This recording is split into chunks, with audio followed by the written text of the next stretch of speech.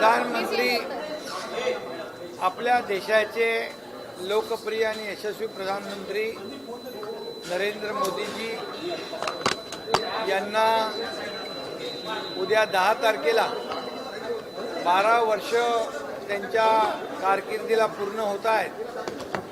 मी त्यांचं मनापासून अभिनंदन करतो आणि त्यांना खूप खूप शुभेच्छा देतो। खरं म्हणजे आतापर्यंतच्या इतिहासातल्या सगळ्यात कालावधीचा रेकॉर्ड प्रधानमंत्री नरेंद्र मोदीजींनी मोडला आहे। मला वाटतं यापूर्वी नेहरूजींच्या कार्यकाळापेक्षा जास्तीचा कार्यकाळ जो आहे प्रधानमंत्री नरेंद्र मोदीजींचा झाला आहे आणि एक यशस्वी कारकीर्द त्यांनी गाजवलेली आहे। या 12 वर्षामध्ये एकही सुट्टी न घेता काम करणारे प्रधानमंत्री म्हणून त्यांची ओळख निर्माण झालेली आहे। त्याचबरोबर देशात नाही तर जगामध्ये सगळ्यात नंबर 1 ची लोकप्रियता लाभलेले प्रधानमंत्री म्हणून त्यांची ओळख आहे। त्याचबरोबर 2014 नंतर या देशाला प्रगतीपथावर आणि विकासाच्या वाटेवर नेण्याचं काम मोदीजींनी केलं।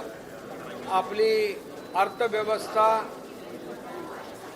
टिकवूनच नाही तर मजबूत केली आणि 11व्या क्रमांकावरून 4थ्या क्रमांकावर अर्थव्यवस्था आली। इतर देशांची अर्थव्यवस्था डबघाईला आलेली असताना आपल्या भारताची अर्थव्यवस्था जी 4थ्या क्रमांकावर आली, 3ऱ्या क्रमांकावर आणण्याचा संकल्प त्यांनी केलेला आहे। विकसित भारत 2047 चा संकल्प त्यांनी केलेला आहे आणि त्यामुळे त्यांची यशस्वी कारकीर्द आहे। 2014 पूर्वीची परिस्थिती आपण जर पाहिली तर खूप मोठ्या प्रमाणावर भ्रष्टाचार, घोटाळे, विविध स्कॅम, 2G असेल, स्पेक्ट्रम असेल, कोयला असेल, चारा घोटाळा असेल, अनेक घोटाळे आपण पाहिले। परंतु मोदीजींच्या 12 वर्षाच्या कारकिर्दीमध्ये एकही डाग त्यांना कोणी लावण्याची हिंमत केली नाही। बेदाग प्रधानमंत्री म्हणून ही देखील त्यांची ओळख आहे आणि म्हणून त्यांना मी शुभेच्छा देतो। देश के लोकप्रिय और यशस्वी प्रधानमंत्री नरेंद्र मोदी जी 12 साल से इस देश को आगे बढ़ाने का काम कर रहे हैं। उनका सबसे ज़्यादा आज तक के इतिहास में सबसे ज़्यादा यशस्वी पूर्ण प्रधानमंत्री जी का कार्यकाल निभाने वाले नरेंद्र मोदी जी एक अलग पहचान उन्होंने बनाई है। इस देश को विकास की ओर ले जाने का काम उन्होंने किया है। एक भी छुट्टी नहीं लेते हुए 12 साल उन्होंने अविरत काम किया है, एक पहचान उन्होंने बनाई है और ये हमारी अर्थव्यवस्था को 11वें स्थान पर से 4थे स्थान पर लाने का काम उन्होंने किया है। हालांकि कई देशों की अर्थव्यवस्था चरमरा गई है, इसके बीच हमारी भारत की अर्थव्यवस्था को बनाए रखना, उसको और मजबूत करना, 11वें से 4थे पर लाना, 3रे नंबर पे लाने का संकल्प करना, ये भी एक उन्होंने एक अलग पहचान बनाई है। और विकसित भारत 2047 इसका संकल्प उन्होंने किया है। आत्मनिर्भर भारत का एक नया संकल्प उन्होंने किया है। आत्मनिर्भर भारत की एक नई पहचान उन्होंने बनाई है और महिलाओं को, किसानों को, सभी लोगों को आत्मसम्मान देने का काम उन्होंने किया है और देश आगे बढ़ रहा है। 2014 से पहले हम देखेंगे तो उस समय का कार्यकाल जो था यूपीए गवर्नमेंट का, उसमें कई भ्रष्टाचार हुए, कई स्कैम हुए, 2G स्कैम, 2G स्पेक्ट्रम, कोयला घोटाला, चारा घोटाला, कई स्कैम, कॉमनवेल्थ घोटाला स्कैम। लेकिन मैं यहाँ पर मोदी जी का अभिनंदन करते हुए ये कहूँगा कि 12 साल में एक भी भ्रष्टाचार का दाग लगाने की हिम्मत किसी विपक्ष ने नहीं की। इसलिए बेदाग प्रधानमंत्री ये मोदी जी रहे हैं और इसीलिए ये भारत को आगे बढ़ाने का काम। और ये भी मैं कहूँगा, ये पहलगाम का भी मैं किस्सा आपको बताऊंगा कि पहलगाम में हमारे माता बहनों का सिंदूर पोंछने का काम पाकिस्तानियों ने किया था। उनको भी घर में घुसकर मारने का काम ऑपरेशन सिंदूर के माध्यम से हमारे प्रधानमंत्री जी के नेतृत्व में हमारे सेना के जवानों ने किया है। यह भी एक अलग मिसाल है और ये अलग अलग रिकॉर्ड उन्होंने बनाए हैं और सिर्फ देश में नहीं पूरी दुनिया में नंबर 1 की लोकप्रियता उन्होंने हासिल की है।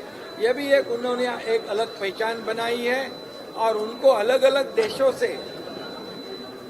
32 या 33 अवार्ड जो है उस देश के सर्वोच्च अवार्ड प्राप्त हुए हैं और सभी देशों से अच्छे ताल्लुकात रखने का काम उन्होंने किया है और इसलिए भारत आर्थिक महासत्ता की ओर ले जाने का सपना मोदी जी ने जो संकल्प किया है वो निश्चित रूप से पूरा होगा और इसमें माता बहनों को, किसानों को, युवाओं को, गरीबों को, सभी लोगों को न्याय देने का काम मोदी जी ने किया है और आत्मनिर्भर भारत बनाने का काम भी उन्होंने किया है।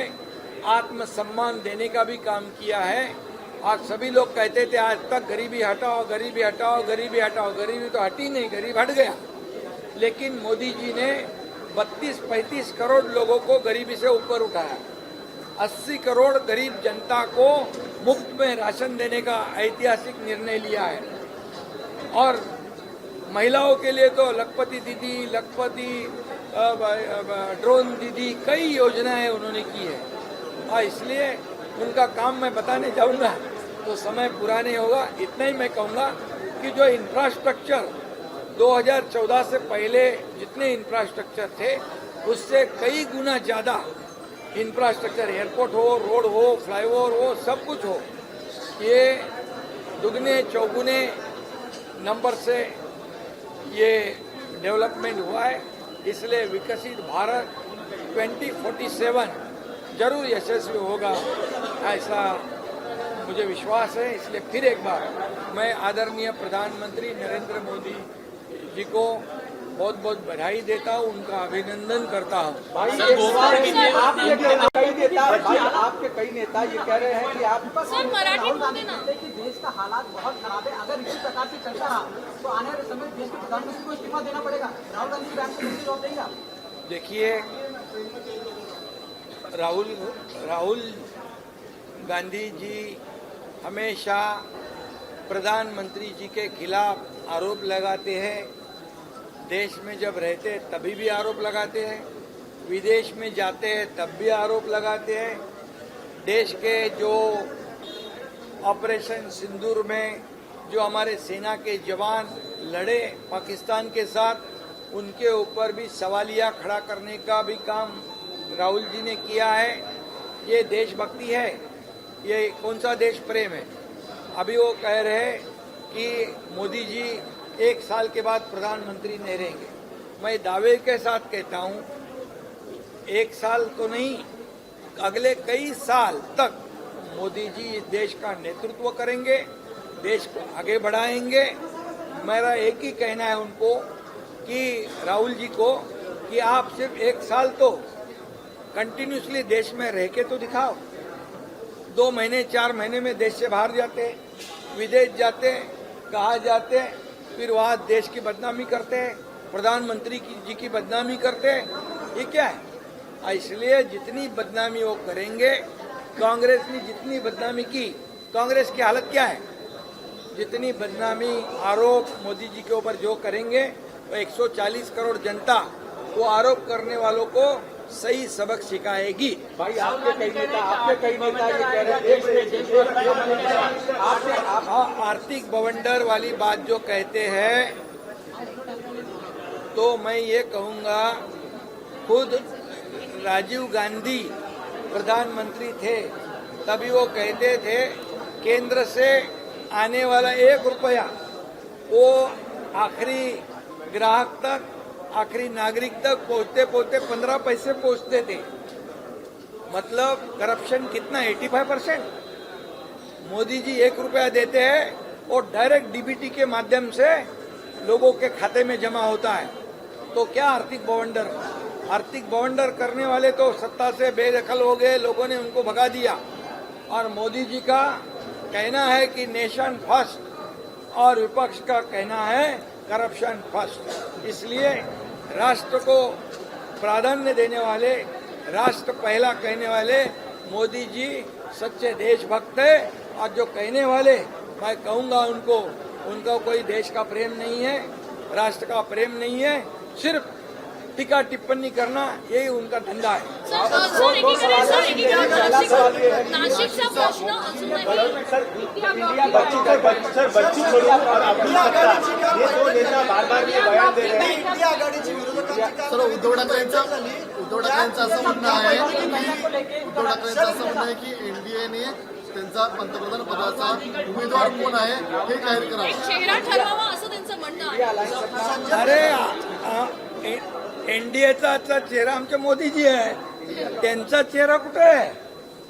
उनमें त्यांच्यामध्ये एवढी फूट है, उनमें इतनी फूट टूट है कि जो भी इंडिया अलायंस में ये हिंदी अरे जे इंडिया अलायन्स मध्ये जातात, इंडिया अलायन्स मध्ये जे जातात ते पराभूत होतात।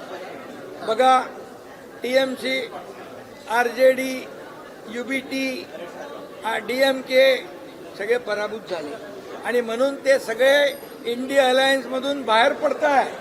काल डीएमके आले नाही, टीव्हीके आले नाही, आणखी कोणतरी ऑनलाईन आले, फेसबुक लाईव्ह करायला गेले। फेसबुक लाईव्ह नाही, फेस टू फेस माणसाला जायला पाहिजे। आणि त्यामुळे फेसबुक लाईव्ह वाले पण काही लोक पाहिले आपण, त्यामुळे ते आता इंडिया अलायन्स पासून दूर पळत आहे। त्यांना माहित आहे इंडिया अलायन्स मध्ये गेलो की मेलो।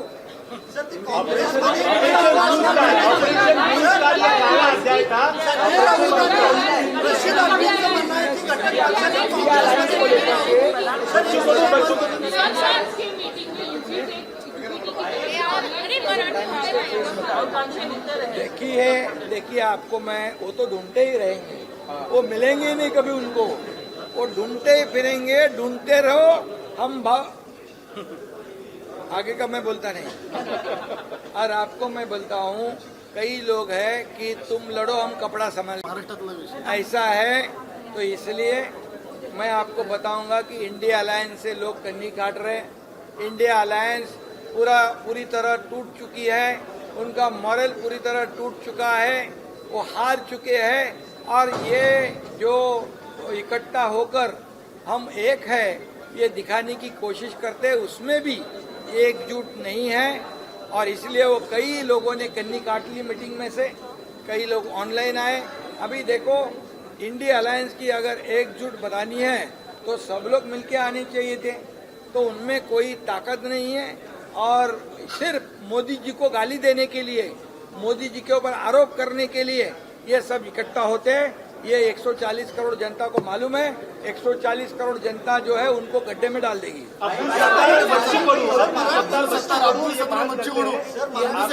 वापस बनाना चाहिए और हम मन के मुख्यमंत्री आएंगे, क्या कहेंगे आप? हिंदी में बघा, आता ही वेळ आहे का? आता काही जागा रिक्त आहे का? जागा खाली आहे का? आहे का? अरे मी जेव्हा मुख्यमंत्री होतो त्यावेळेस देवेंद्रजी आणि आम्ही एक टीम म्हणून काम करत होतो। आता देवेंद्रजी मुख्यमंत्री आहेत, आम्ही टीम म्हणून काम करतोय।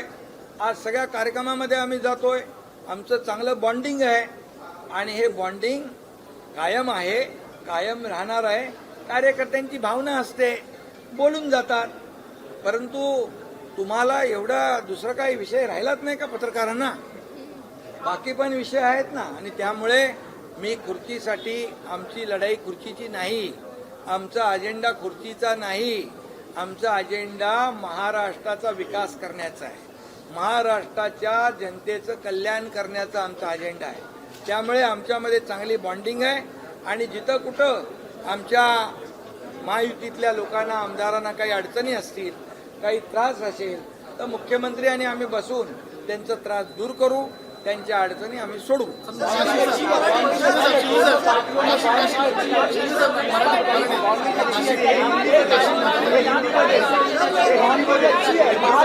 बाउंडिंग अच्छी है इस तरीके से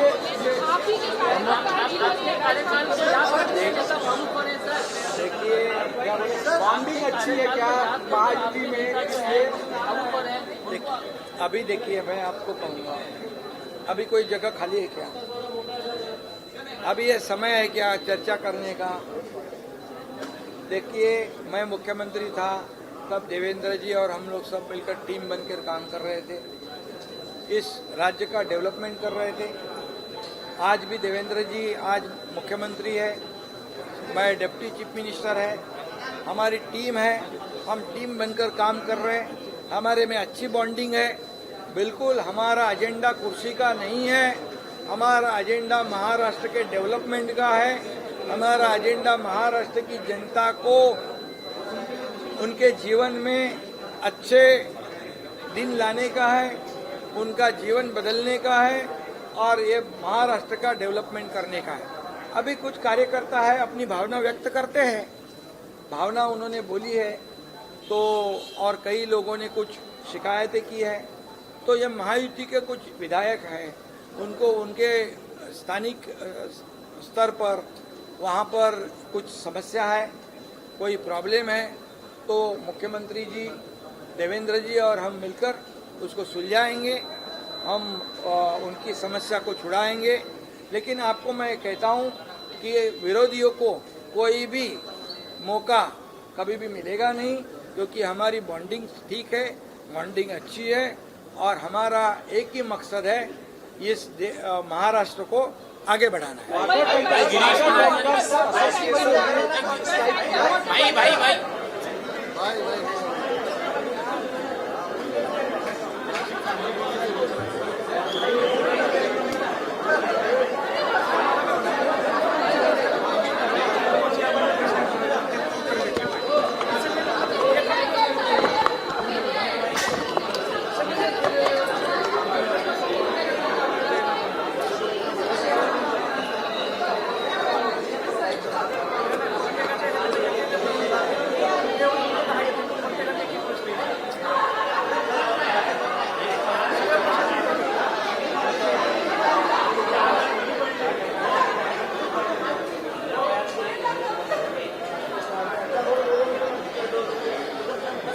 मनोज